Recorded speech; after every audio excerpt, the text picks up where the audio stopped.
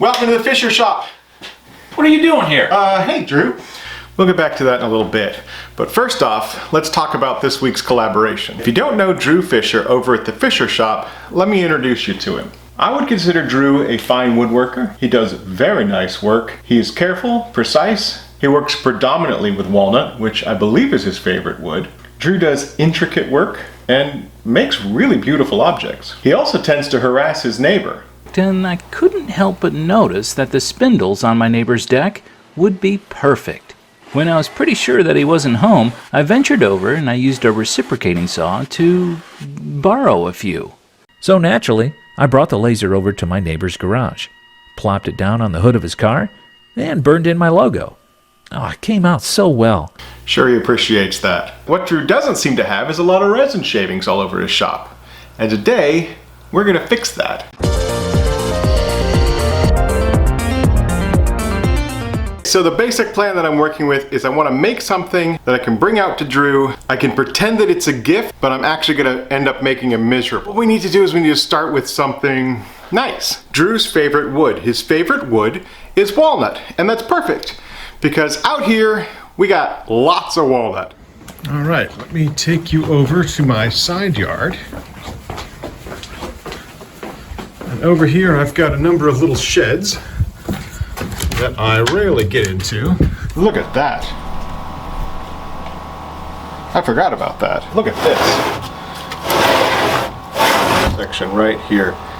I just take a cut of that. I wonder. I'm not entirely sure what's been calling this thing home for the last 10 years. But let's go get it into the shop.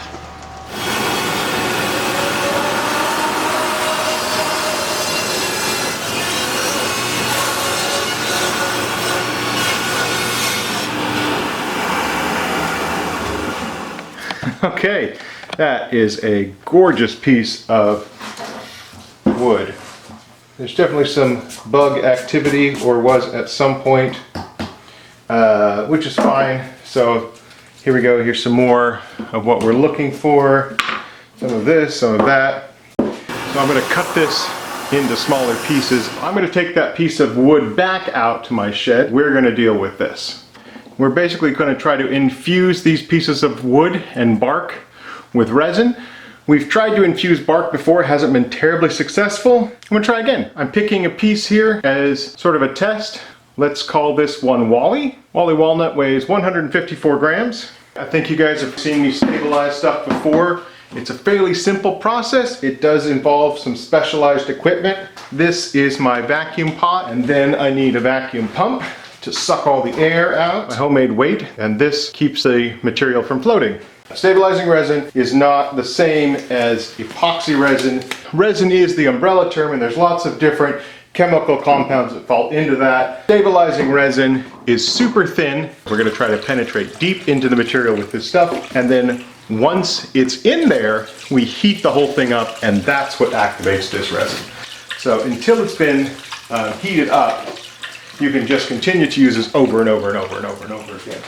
We pump all of the air out under a liquid so that when we release the vacuum and let the air go back, this liquid fills up all those air pockets. So let's turn on the vacuum pump. We're going to start with a low vacuum because we're really high up to the top. And what we don't want to do is we don't want this liquid to suck up in here, go down the tube, and end up in my vacuum pump. That would be bad for everything involved in the process. All right, so I'm going to let it sit like that for a little while, and then I'll come back in and check it. I've got this cranked up all the way, so this is drawing as much of a vacuum as it can, full vacuum. This is going to take hours. So it is 5 o'clock on Friday night, and we're going to let this run all night long. Turned off the pump so that you can hear me. We are 20 hours into this. This is the part that all of that was for, which is I'm going to release the vacuum. That was what we waited 20 hours for, and now it needs to sit in here another day for sure. So this has been sitting since yesterday. In the past, I've let wood soak in here for up to a week. but we're just going to do a day. If you remember, we were like way up here. And that is a super good sign. That means all of this has absorbed into voids in the walnut.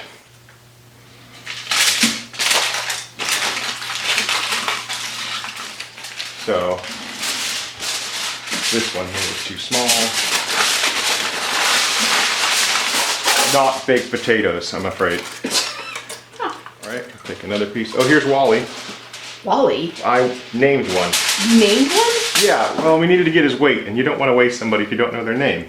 Wow. So it's Little Wally Walnut. Which I'm hoping is Big Wally Walnut now. All right. These nasty little potatoes all need to go into the toaster oven. So,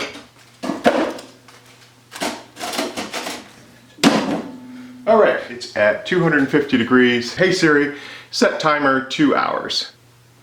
2 hours, counting down. One of the primary goals of this collaboration was for me to make a blank for Drew that he can turn. But there's a problem. Drew doesn't have a lathe, and he hasn't turned anything since he was in high school wood shop. So I want to take a moment and thank Rockler Woodworking and Hardware. We reached out to Rockler, we asked them to be a tool sponsor for this video collaboration, and to basically get all the stuff that Drew needs to get started turning, and they were gracious enough to do that for us. Thank you very much to Rockler for that support. I'm going to put links in the description for all of the Rockler equipment that I use in this video, as well as all of the equipment that was sent out to Drew and used in his video. A sincere thank you to Rockler. Really appreciate you helping me get resin shavings all over the Fisher shop.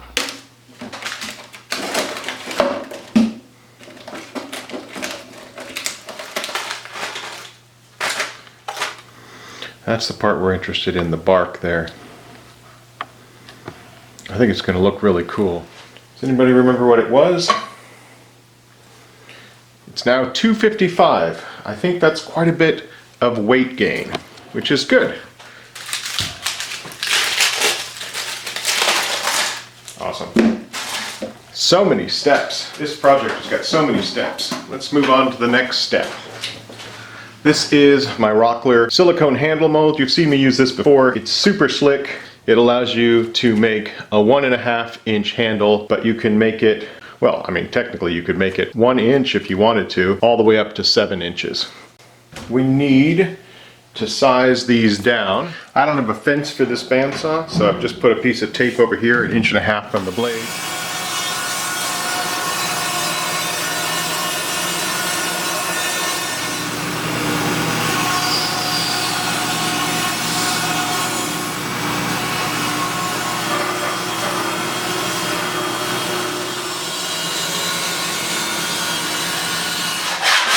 Sometimes it's easier to do this than to pull this thing out and actually use it.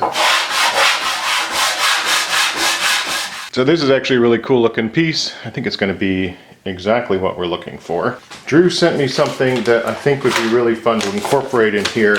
Here's an assortment of some brass flathead screws from my grandfather's collection. I like to use them in my projects to sort of pay homage and to show my respects and appreciation to my father and my grandfather, who used them in their projects a long time ago. I gotta tell you, I feel a little bad using these in this manner, since it's a really touching connection with your father and your grandfather, and I'm doing something evil with them, which is taking his favorite wood, and now these mementos, and encapsulating them in resin. Man, I hate these things. These things are the worst. Well, that only took a few minutes for me to do a 180. I hate these things, and Drew's the devil for sending them to me. It doesn't need to go in far, I just want it to hold in place. Making something look casual, like it fell there, is harder than you think. I think we might need one more little screw. Did I drop something? Is there a brass slotted screw in my shop now? Oh wow, this is awful. Drew's laughing right now, I know it. This is exactly what he was hoping for. Oh. I hate this so much. I hate this so much. So there we go, a nice little brass cluster of evil that hopefully you can see the slotted screws from any angle. That's what we want. Let's cast this in some resin. I probably should make more than one of these blanks just in case he has trouble turning it. I don't have another one of these. I think I've got something. Found a silicone mold for handles from my friend Jake Thompson. Look at this little stray. No, thank you. I'm going to assemble these two halves together with just a little bit of CA glue. You just kind of spray a little accelerator on one side and CA on the other, and then kind of figure out how you want them to look.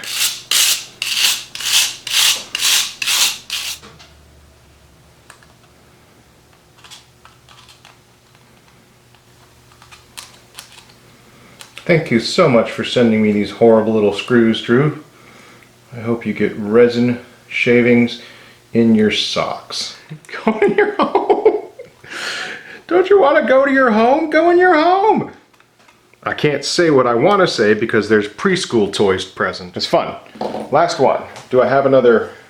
I mean, I got a lot of wood here, so I just need to make one more. Should we make this one? What are we doing? Who's got a plan? Who's got the plan? Does anybody have a plan here? I think this is the style that'll probably work best. Let's do this one a little different and have a cavity in the center, which means that we need to put screws on the top.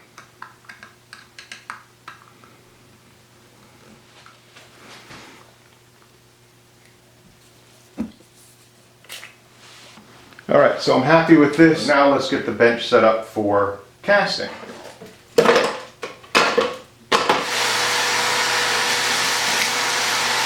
Another one of these little monsters. I almost vacuumed this up. Oh, another one. Here's another one. So today we are using Total Boat's Thick Set Fathom. It's really good for these deep pours that I want to be super clear. This is a 2-to-1 resin, which means 2 parts of part A and 1 part of part B. If you're bad at math like I am, get these metered mixing cups, and then you just have to fill them up to the correct line. Oh, and I'm using a power paddle for mixing today.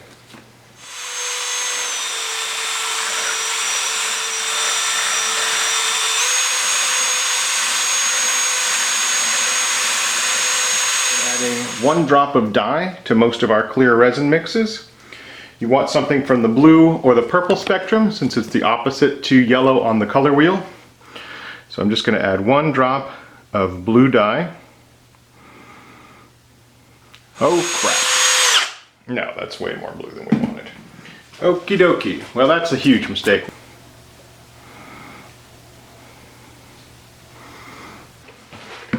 Alright, so we got some residual blue on the sides, and I think that'll be more than enough for what we're after.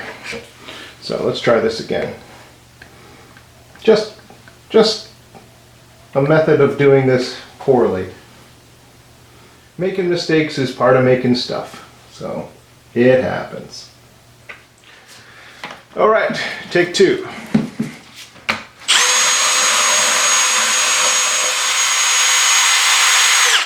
Perfect. Couldn't have been any better. I'm going to put this blue dye aside so I don't get into any more trouble, and I thought I saw something floating in here.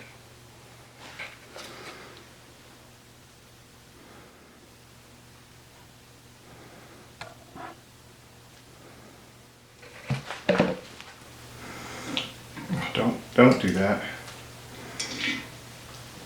Alright, and this one.